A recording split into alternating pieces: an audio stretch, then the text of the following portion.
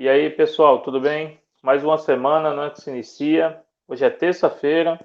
Nossa semana de estudo hoje, infelizmente, começa na terça-feira, porque ontem eu tive um problema com a minha internet ontem e eu não consegui enviar o vídeo de ontem. Então, hoje eu estou aqui, vamos começar na terça-feira e vamos dar prosseguimento ao trabalho que vem sendo feito sobre o estudo do Vem e Segue-me semanalmente.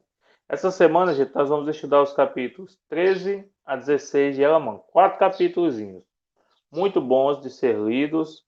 Conta a história de Samuel, o Lamanita, seu ministério e as dificuldades que ele encontrou, né? Nós também encontramos muitas dificuldades em nosso dia a dia com as nossas atividades cotidianas, seja trabalho, seja o que for, sempre encontramos dificuldade. Então aprendamos um pouco com Samuel como vencer essas dificuldades.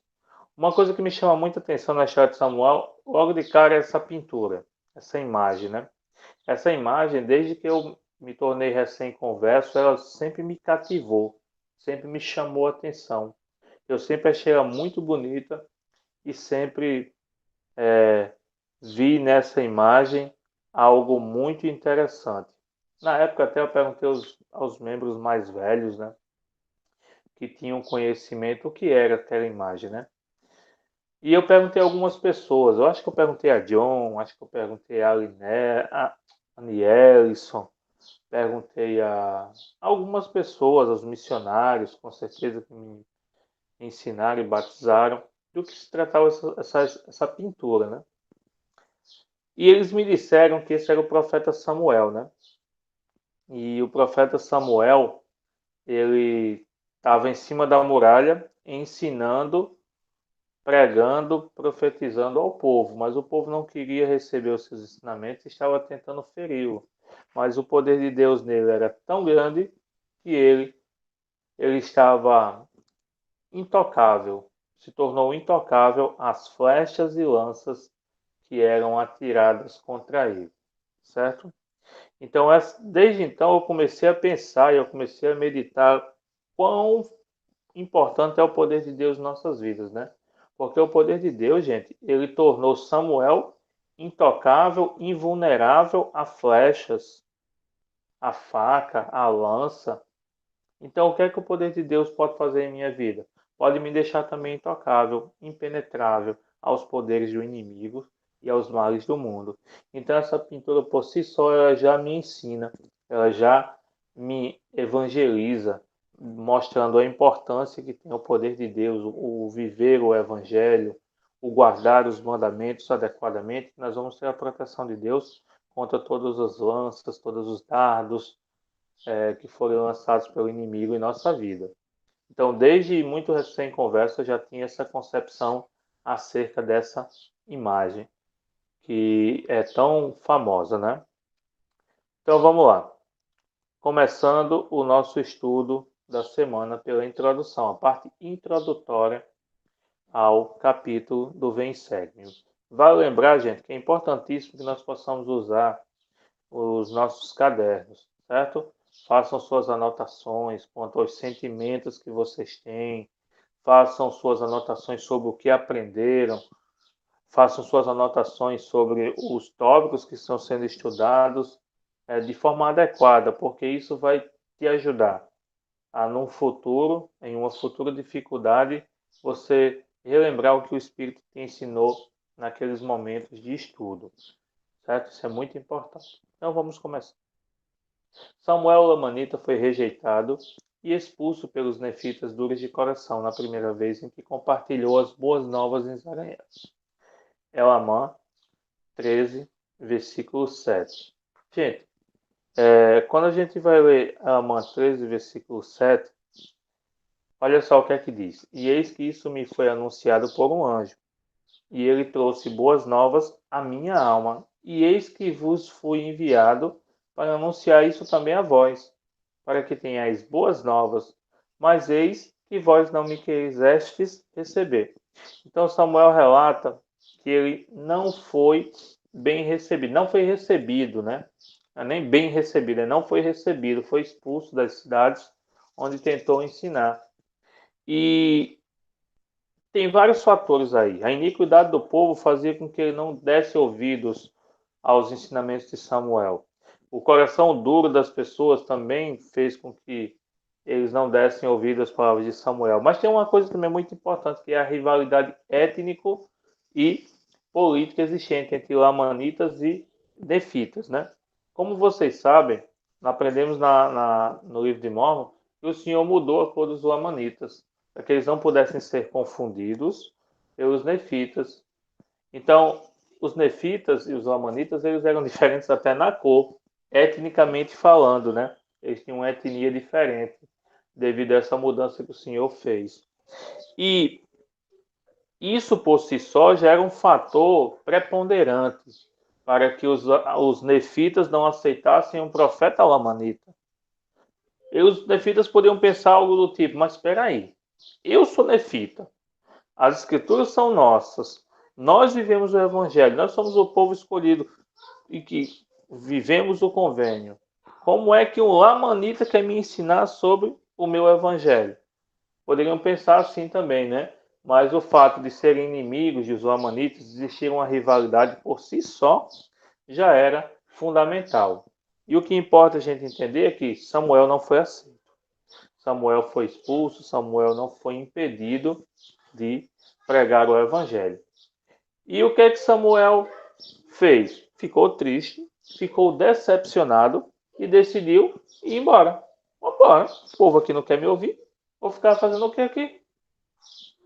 Aí vamos ver o que é que acontece. Era como se eles tivessem construído uma muralha impenetrável em volta do coração, que os impedia de aceitar a mensagem de Samuel. Samuel entendia a importância da mensagem que ele tinha de compartilhar e demonstrou fé ao seguir o mandamento de Deus para que voltasse a profetizar. Então tem duas coisas aí. Primeiro, o coração dos nefitas estava tão duro, estava tão impenetrável, né, como ele disse, que parecia que tinha uma muralha em volta do coração.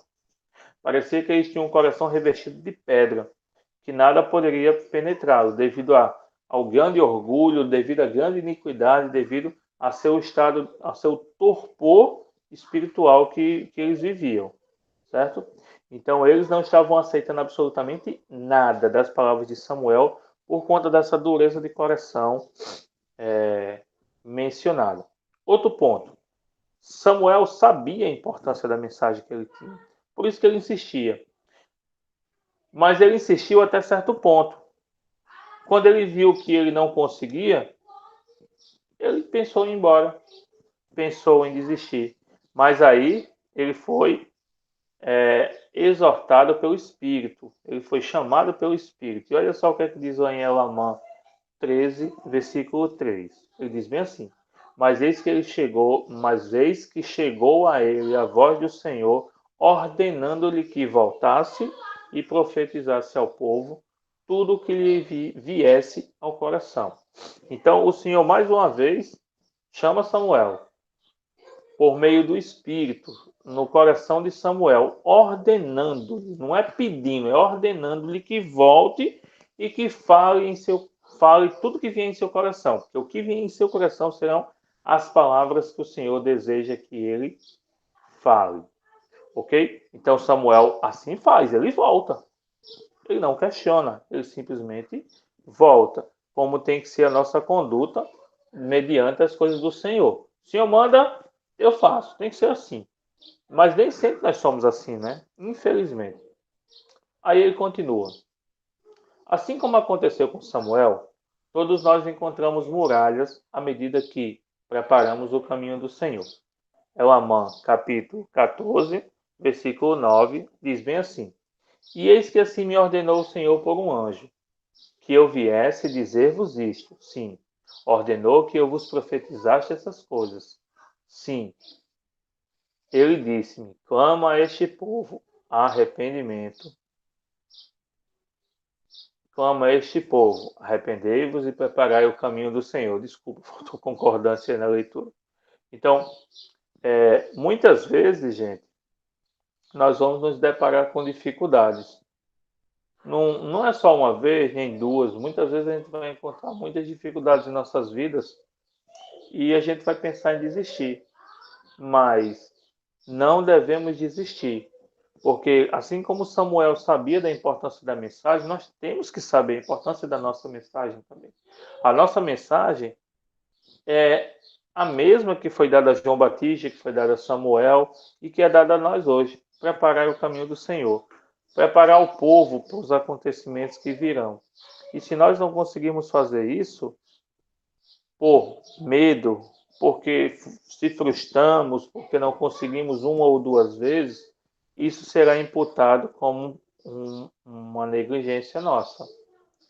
Mas se nós tentarmos e nunca desistirmos, e o povo não quiser nada, aí, ó, nossas mãos estarão limpas, porque nós fizemos a nossa parte, certo? Nós tentamos e as pessoas não quiseram. Isso é importantíssimo nós lembrarmos, certo? Que os meus esforços não garantem necessariamente o sucesso do trabalho, mas garantem o meu empenho, garantem a minha diligência e garantem a minha vontade de fazer aquilo que o Senhor manda. Então, se vai dar certo ou não, não importa. Façam, cumpram, vençam as dificuldades. Ou melhor, preparem o caminho do Senhor. Devemos preparar o caminho do Senhor, certo? Como Samuel, também testificamos de Jesus Cristo, o qual, sem dúvidas, virá, e convidamos a todos a acreditar em seu nome. Gente, Samuel estava profetizando que Jesus Cristo virá. Nós sabemos que ele veio. Nós temos um testemunho, nós temos uma comprovação irrefutável. Cristo veio, Cristo ensinou, Cristo curou, Cristo ressuscitou e Cristo ascendeu e prometeu voltar. O que nós estamos agora ensinando é sobre sua volta. Cristo voltará e quando voltar, ele irá analisar se nós nos empenhamos para fazer o que foi pedido a nós. Ide, pregai o evangelho a toda criatura. Esse é o mandamento que ele deixou. Vamos ver lá em Elamã, capítulo 13, versículo 6. O que é que ele diz? Sim, terrível destruição aguarda este povo, e ela seguramente virá sobre este povo. E nada salvará este povo, a não ser o arrependimento e a fé no Senhor Jesus Cristo, o qual, sem dúvida, virá ao mundo e padecerá muitas coisas, e será morto por seu povo. Então, a primeira escritura aí nós vemos, né? Que se as pessoas não se prepararem adequadamente, se nós não nos preparar adequadamente, nós vamos passar por muitas dificuldades. Porque o que ele diz é que terríveis coisas acontecerão com o povo. Tragédias, calamidades, doenças, crise financeira, guerras, tudo isso vai acontecer. E nós só seremos salvos disso, só conseguiremos sair bem disso se tivermos fé no Senhor Jesus Cristo. Certo? E se o seguir. Segundo a Escritura, Elamã 14, versículo 13. Ele diz bem assim: E se acreditardes em seu nome, arrepender-vos-ei de todos os vossos pecados, para que desse modo alcanceis a remissão dos pecados por meio dos seus métodos.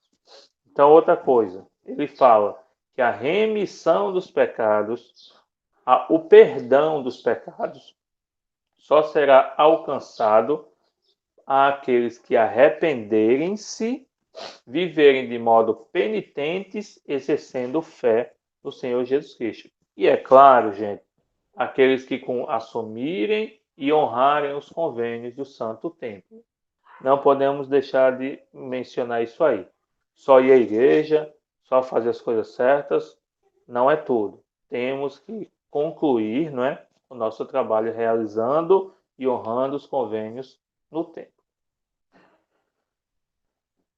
Continuando a leitura, ele diz bem assim: nem todos ouvirão, e alguns podem se opor ativamente a nós. Bom, isso é a mais pura verdade. A gente sabe que hoje existem muitas pessoas que se opõem à igreja, inclusive pessoas que foram membros, pessoas que foram líderes de alta importância, hoje são opositores à igreja, certo? E são um obstáculo a mais que nós temos a vencer. Continuando. Mas para os que acreditarem na mensagem, tendo fé em Cristo, saberão verdadeiramente que são boas, novas, de grande alegria. Gente, então, resumindo, a mensagem de Samuel, ela não é uma mensagem de tristeza. Não é uma mensagem que nos deve arrancar os cabelos e descabelar e ficar doido. Não. Não, pelo contrário. É uma mensagem de esperança. É uma mensagem que diz: se você acreditar em Cristo, se você viver o Evangelho, você estará livre de todos esses males, desculpa. Então é importante a gente lembrar isso. Olha só o que a Escritura diz. Em Elamã 16:14. E os anjos aparecerão a alguns homens sábios, anunciando-lhes boas novas de grande alegria. Assim, nesse ano as Escrituras começarão a ser cumpridas. Certo? Então, hoje nós sabemos que esses anjos apareceram, que esses anjos trouxeram essa boa nova, e a boa nova é a restauração do Evangelho, certo? Moroni começou, foi o primeiro dos anjos que apareceu depois que Joseph viu Deus o Pai e a Jesus Cristo, certo? A primeira atitude, vamos dizer assim, efetiva e concreta com relação à restauração foi o aparecimento de Moroni. Tudo começa com a primeira visão, de fato, indiscutivelmente. Mas a primeira atitude celestial que dá o pontapé inicial, o primeiro passo para a restauração, efetivamente, é o aparecimento de Moroni, um anjo que veio falar a Joseph dos registros sagrados do livro de Mórmon. E outros apareceram para restaurar as autoridades e chaves necessárias para que as boas novas pudessem trazer tão grande alegria conforme mencionado. E esses anjos e essas visões celestiais aparecem a todos? Não. Apenas para alguns homens bons e sábios, homens que guardam os mandamentos e que foram escolhidos por Deus para isso, né? Então, finalizando o vídeo de hoje, né? Eu gostaria de pedir que nós possamos nos esforçar para essa semana, né, nós conseguirmos fazer o que se pede, ler os capítulos, estudar individualmente, mas principalmente estudar com a família. Precisamos criar um equilíbrio em nosso lar. Às vezes nós estudamos, nossa família não estuda, então não há um equilíbrio espiritual. Às vezes nossa esposa estuda, nós não estudamos, às vezes nossos... Então fica tudo desequilibrado, temos que criar o hábito. Nem sempre é fácil com essa correria, né? Vou falar do meu caso, né? Minha esposa sai de casa às 5h15 da manhã. Ela chega, está exausta. Chega de 4h30, exausta. E aí tem que começar toda aquela rotina de preparar as coisas para outro dia, adiantar o que tiver que adiantar de almoço e etc. Fica muito complicado para ela, né? Eu entendo. E eu preciso melhorar nisso, né? Ajudar mais ela para que ela possa ter mais disponibilidade para que possamos estudar em família. E cada um de nós tem que fazer essa análise também. O que nós podemos fazer para ajudar, para contribuir para que o estudo familiar possa acontecer. Vamos meditar, vamos pensar e vamos colocar isso em prática, né? E eu encerro esse vídeo em nome de Jesus Cristo. Amém.